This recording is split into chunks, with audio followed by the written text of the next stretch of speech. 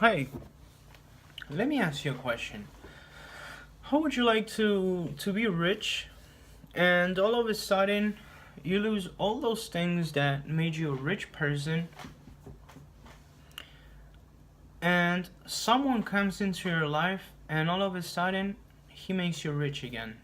Yes, that is exactly what happened. When we look in the Bible, um, in the Old Testament, we'll see that in Samuel, in the book of Samuel, um, King David made a covenant to his best friend.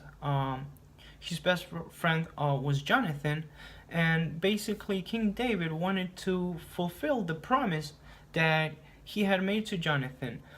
This promise was about treating Jonathan's descendants as part of his own family.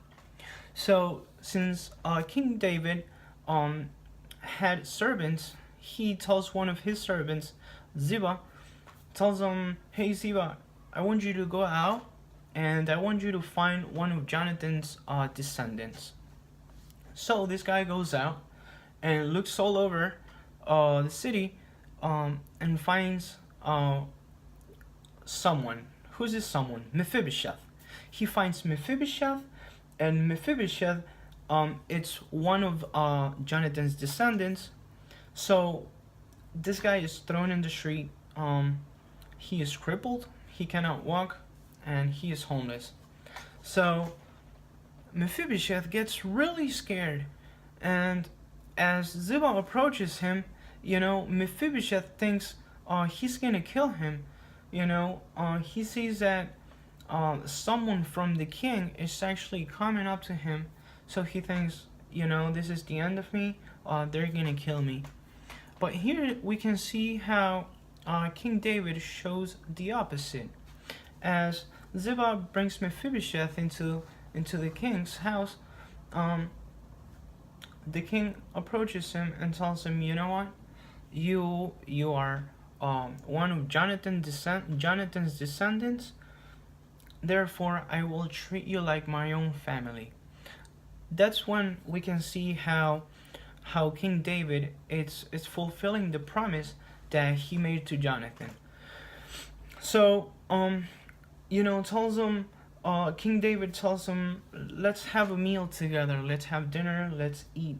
Let's not forget that David was a king, and he had the best food. He had the best wine." And he tells Mephibosheth, "You know what? You're gonna sleep over my house for the rest of your days. You are gonna live in my house for the rest of your days."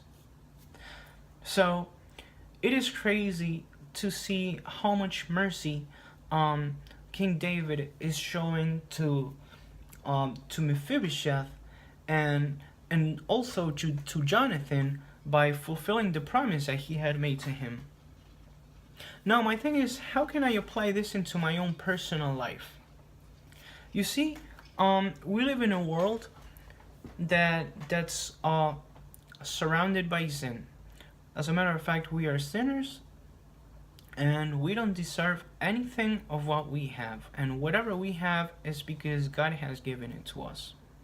So, my thing is, do we really give back to God whatever He gives us? Let's not forget that Jesus Christ died on the cross, and He died on the cross for our sins. So there, we are getting freedoms from sin. We are being liberated from sin if we accept Him. Now the thing is that, you see, often we get things and sometimes we're not thankful enough. And Jesus Christ, by dying on the cross, is showing us an incredible amount of mercy. So my thing is, do we really give back to God whatever He gives to us? Do we really deserve whatever He gives us? Do we have the same mercy that Jesus Christ had on us, and the same mercy that King David had with Mephibosheth? Do we have that same type of mercy with other people? Do we really treat other people as Jesus Christ treats us?